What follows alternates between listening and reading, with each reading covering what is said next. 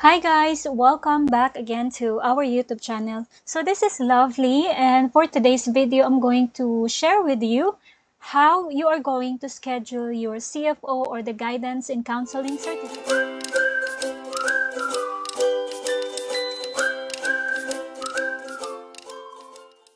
For today's video, I'm going to share with you how you are going to schedule your CFO or the Guidance in Counseling certificate.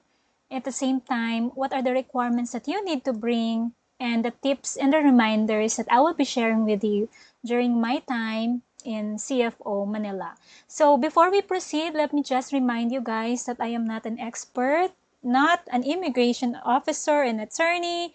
The information that I'm gonna be sharing with you guys is based on my personal experience and knowledge when we did our CFO guidance counseling and our K1 visa process last year.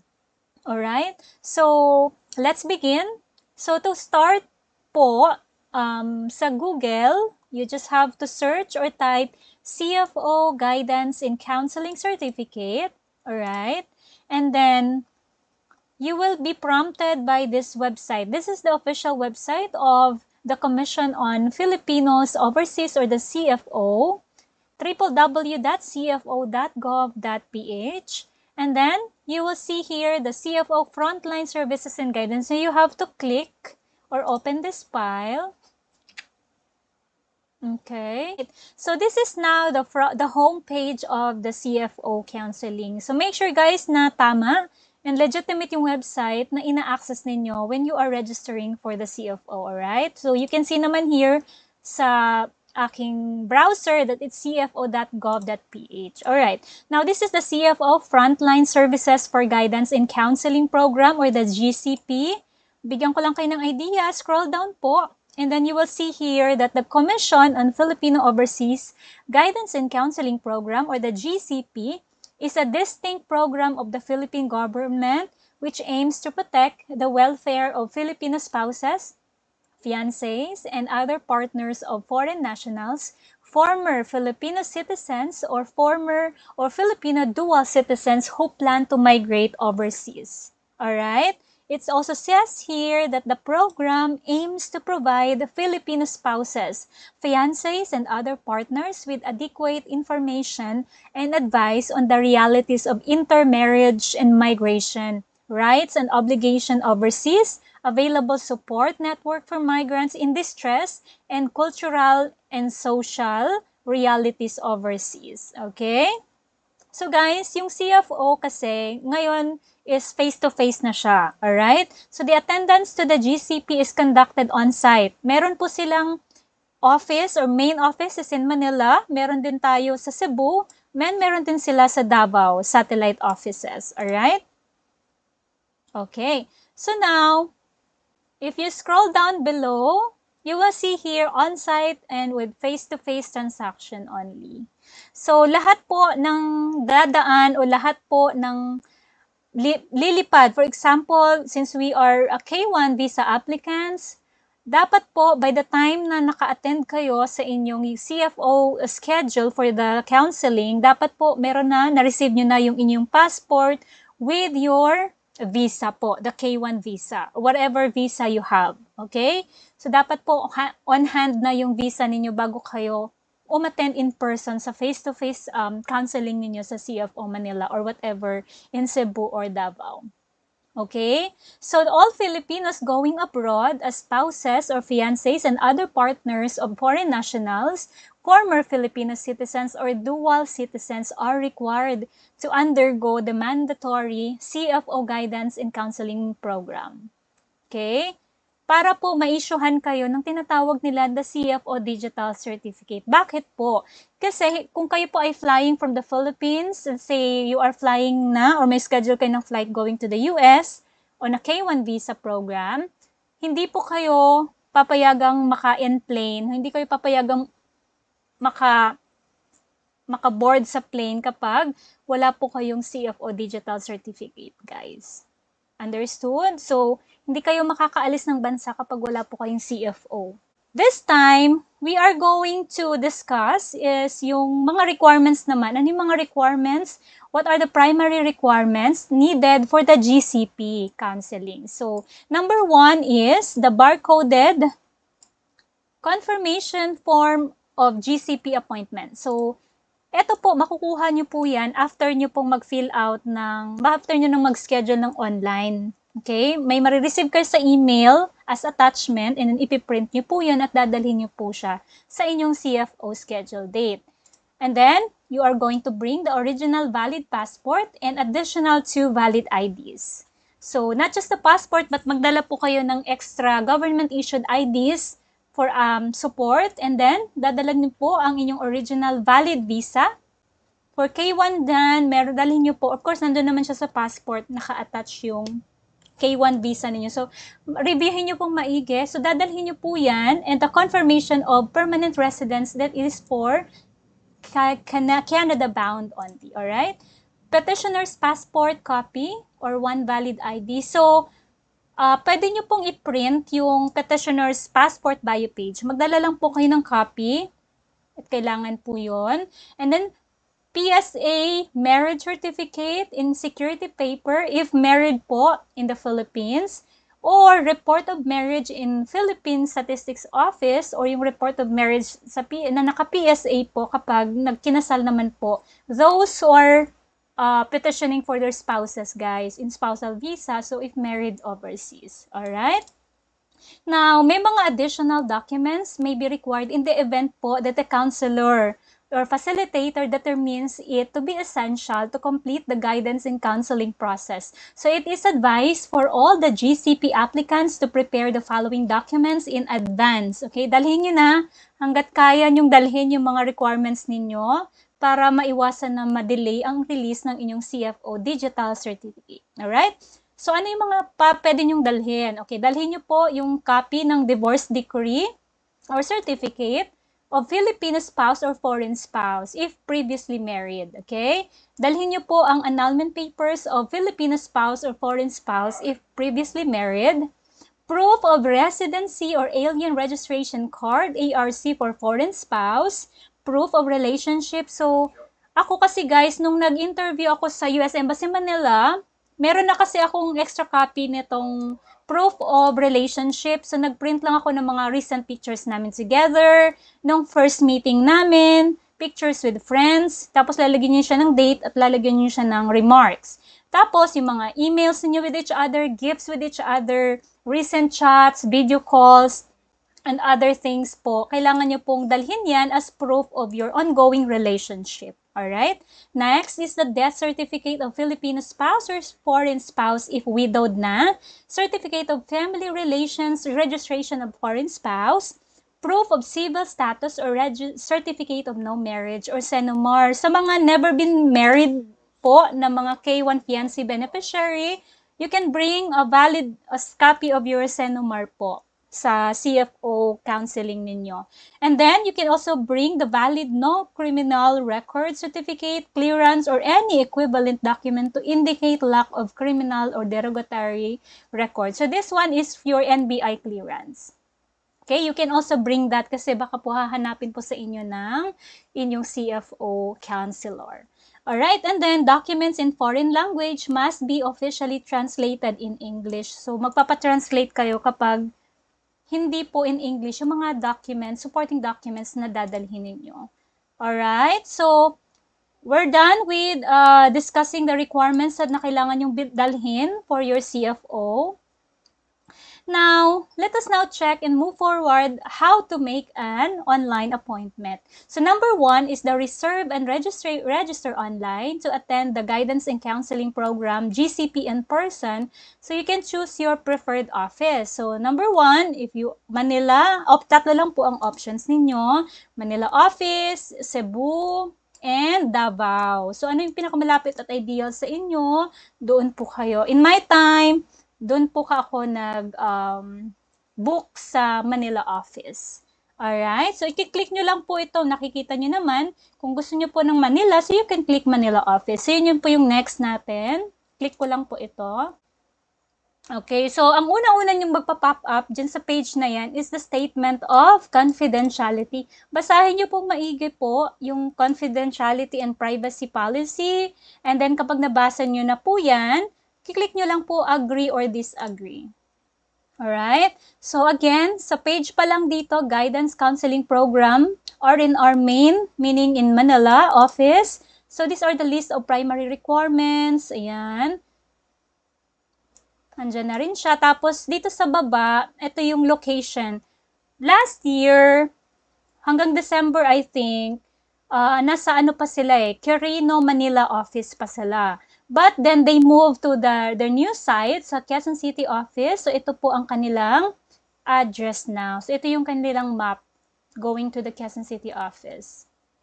The address is in Upper Class Tower, 20th floor, Quezon Avenue, corner Scout Reyes Street, Diliman, Quezon City. You can also take note of their telephone number, 855-24700. Their email is info@cfo.gov.ph. Meron din po silang Facebook page. Alright, now, let's now proceed to this page wherein sa right side, you can see here, create an appointment. Enter your personal details to create an appointment. Alright, so let's start po, for example, Reyes. Kung, guys, just a reminder, kung ano po ang valid name na nakalagay sa passport ninyo, sa visa, yun po ang ilalagay nyo sa inyong appointment, okay? Whatever is in your passport and in your visa, dapat yun po ang susundin ninyo, alright? So, for example, like that. For example, the birthday is, can you please make sure, guys, that you check the format, okay? Date muna, for example, 1, month is 01, and then 1985. 1985, alright? So, automatic po yan na nagka-calculate yung inyong edad sa right side. Contact number is your Philippine contact mobile number. So, for example, 0999-999-9999.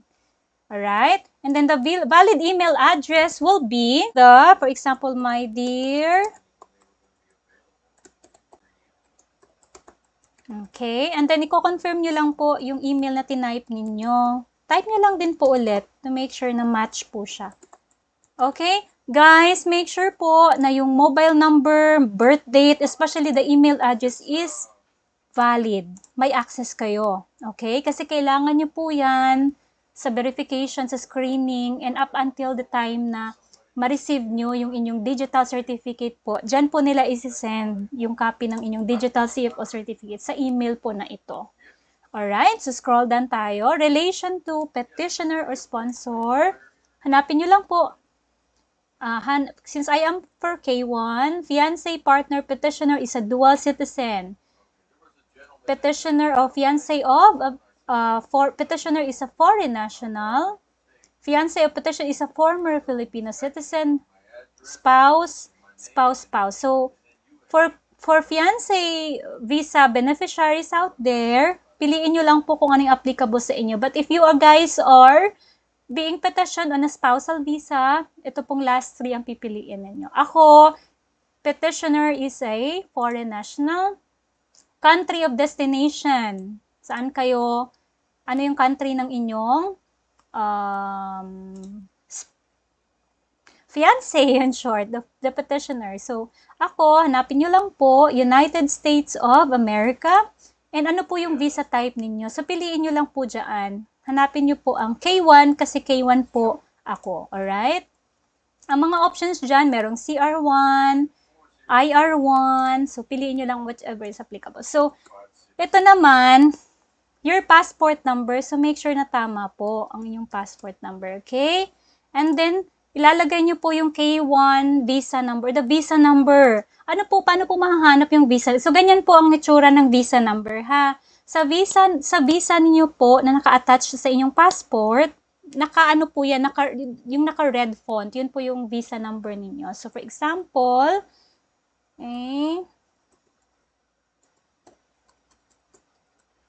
ayan. So, this is just an example. So, again, your Philippine passport number, And the K1 visa number for K1, yung naka-red font po na nasa inyong K1 visa na naka-attach sa inyong passport. And then after nyan, click nyo lang po i-submit.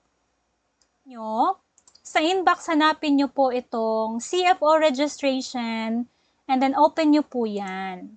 Okay? So, ganito po ang hitsura ng email na marireceive ninyo after the initial step. Okay. Hey, Reyes Maria Santos, meaning your name. Greetings from Commission on Filipino Overseas. Please click the button or link below to confirm your email and continue with your registration. Best regards, CFO. Okay, so this is an automated email. So you just have to click nyo po itong blue. Pag na-click nyo po yan, pupunta tayo dito sa part na to. After clicking po, ito po, pupunta kayo dito sa part na to. You will be redirected to this page after clicking the confirmation link sa email ninyo. So, Guidance Counseling Program, GCP, RNR. Your email has been verified. Please select a schedule to set your appointment. So, for me, I'm going to just select. Okay, so makikita nyo dyan guys sa calendar. Meron dito kasing, may mga holiday sila. The one in red, Independence Day. Tapos, ngayon kasi ay, lagi nyo tatandaan po, wala po silang CFO Friday. Okay, hindi po sila nag-schedule ng CFO on Friday, Saturday, and Sunday. So, for those of you guys na merong flight, okay, na may mga nag-book na ng flight ahead of time, no? So, gahol kayo sa oras. Meron akong mga na-encounter or may mga nakasabayan kami na nag-book siya ngayon or nag-walk-in siya ngayong araw, same day, tapos ang flight niya gabi na. Wala na siyang time. Or minsan naman, may flight sila pabalik ng province, kaya nag-schedule sila ng same day din. So, guys, tumatagal po, minsan po tumatagal talaga yung counseling. So, it takes mga 4 to 5 hours po. Depende sa dami ninyo yung counseling bago ang release. But anyway, so, select nyo po yung date. The current calendar is June 2024. And then, today is June 27. Automatic po na ang next available schedule will be for next week, Monday hanggang Thursday. Merong nakikitang available slots in the morning and afternoon. Ayan, titingnan nyo lang po kung ano yung applicable sa inyo. So, let's say for example, I'm going to select for July. Click nyo lang yan, yung next month, and then pipiliin ko po is morning. Okay. So, okay guys, so for example guys, diba sa calendar, select nyo lang po itong date. Halimbawa po, sinelect ko yung July 2. Ayan, medyo guys medyo matagal yung, medyo matagal siyang mag-reflect. Nakikita nyo dito sa right, appointment details. Okay, that's your registration number, your full name, country of destination. I selected July 2 as my appointment. Tapos, pipiliin nyo lang, sinelect ko kasi yung morning, so I just selected 9 a.m. So, scroll the drop down. And then, save and continue lang. Ayan. Tapos, next is the personal information. So, lalagay nyo po Philippine System card. Ito yung Philippine National ID, I think. So, if you have that, you can just input po. And then, double check your name. Yung mga naka-gray part dito, guys, is ito yung mga naka-gray na hindi nyo na po pwedeng i-edit. Double check your date. Female. Single, never married. Permanent address and contact numbers in the Philippines. Number 1, Santos Street. For example, Manila. Let me see. NCR, 3rd District. Halimbawa, ako ay nasa City of Valenzuela, 1440. And then you can type here, barangay. Let's say, barangay Paso de Blas. Yan. Nilalagay nyo po siya dyan. Complete address po, ha? And then, mobile number. And then, kung wala naman, leave it blank. And then, this is your email po. Naka-gray siya kasi hindi nyo na siya pwedeng i-edit. And then, in case of emergency, fill up at least 2 contact details. So, For example, Santos. And then, tapos, relationship po, parent. Yan. Sino yung ano nyo in case of emergency? Ano yung kanyang number? Tapos, ano yung kanyang email address? Let's say. Alright. And then, guys, permanent address and contact numbers in the country of destination. Okay? So, permanent address and contact numbers in the country of destination. So guys, ito po yung address ng inyong petitioner sa lugar kung saan kayo pupunta. For K1 petitioner, ito yung address ng petitioner nyo, natitirahan nyo sa US. So for example, number 1, Sam Street, Orlando, and then state of Florida. Zip code, for example, and then his number is okay. Ayan. Oh, sorry. Ayan. For example, kung wala namang telephone number po sa bahay ng inyong petitioner, then leave it blank. Kung mobile, importante po may mobile. Then your passport, date of issue ng passport ninyo, for example, January 1, 2018. And then this is your K1 visa. Kailan po na, okay. For this passport, guys, kailan po na-issue? For the visa number, for your K1, kailan po na-issue yung, or kailan yung validity ng inyong visa? So, kailan po yung validity niya? So, date of issue. So, for example, na-issue siya ng June 10, 2024. Yan, nakalagay po yan doon sa K1 visa ninyo, ha? Check nyo na lang po kung ano yung nakalagay na date doon. Okay? Highest educational attainment, let's say college level or college graduate. Vocational select, this is just optional, but you can just provide ano yung course mo. Okay. So, for example, agriculture. Are you employed? Self-employed, unemployed. So, let's say, for example, unemployed. If unemployed, ano ka ba? Unemployed, not reporting any occupation sa bahay. Retiree po ba kayo? Student po ba kayo? Out of school youth? Minor? So, for example, kung wala po kayong trabaho po, while processing your K1, tapos hindi na nag-resign na kayo matagal na, so you just have to provide the unemployed, not reporting any occupation.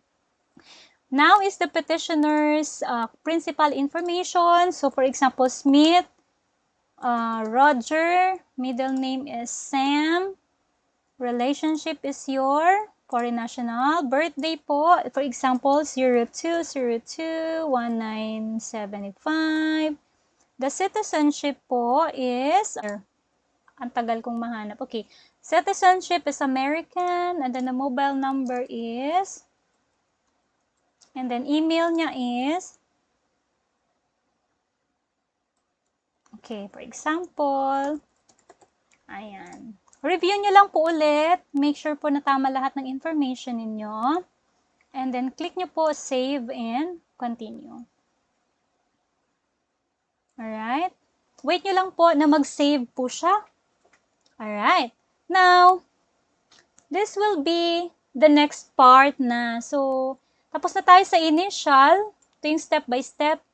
GCP registration, tapos na tayo sa initial, right? Yun yung naka-receive ka ng email, tapos ka nang mag-select ng schedule date, nag-fill up ka na ng form.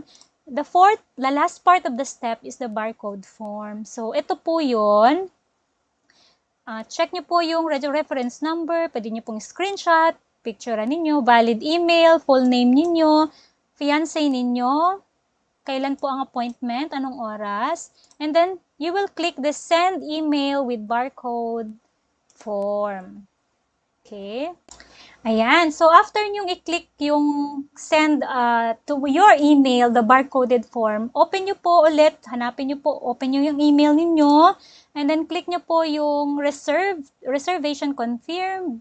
Ayan. So, tapos yan yung reference number, and then meron po yung attachment na nakalagay. Ganito po ang hitsura ng CFO, barcoded form. Print nyo po ito kasi meron siyang barcode. kailan ang date, kailan ang date ng schedule ninyo, ano pong address. Registration po sa morning po kasi, ang registration yan is 7 a.m. to 8:30 po ang start for 9 a.m. po. Sa panghapon, ang registration is between 12 to 1:45 p.m. And then ang start ng panghapon po ay 2 p.m. hanggang 4 p.m. po yan. Okay? And the rest of the details ng inyong petitioner. Then may mga counseling requirements din po. Ipiprint nyo lang po ito ha. And then dadalhin nyo po ito sa day ng inyong CFO guidance counseling. Alright? So, I hope na clear po yung naging instruction natin. And let me know in the comment section below kung may mga questions po kayo regarding dito sa ating tutorial. Meron din po akong mga videos that I uploaded about K1, visa. I am trying to respond to every comment the soonest time possible. And let me know in the comment section if you have further details or if you need clarifications. And in my next vlog, I'm going to discuss with you my experience during the CFO counseling. Kung kamusta, ano ba yung mga questions, ano yung expectation ninyo, ano yung tamang attire na pwede nyong isuot doon, ano yung impression natin sa CFO staff. Okay? So, maraming salamat po again for watching and for your support. Don't forget to subscribe to our YouTube channel for more updates. And I'll see you on my next vlog. Bye!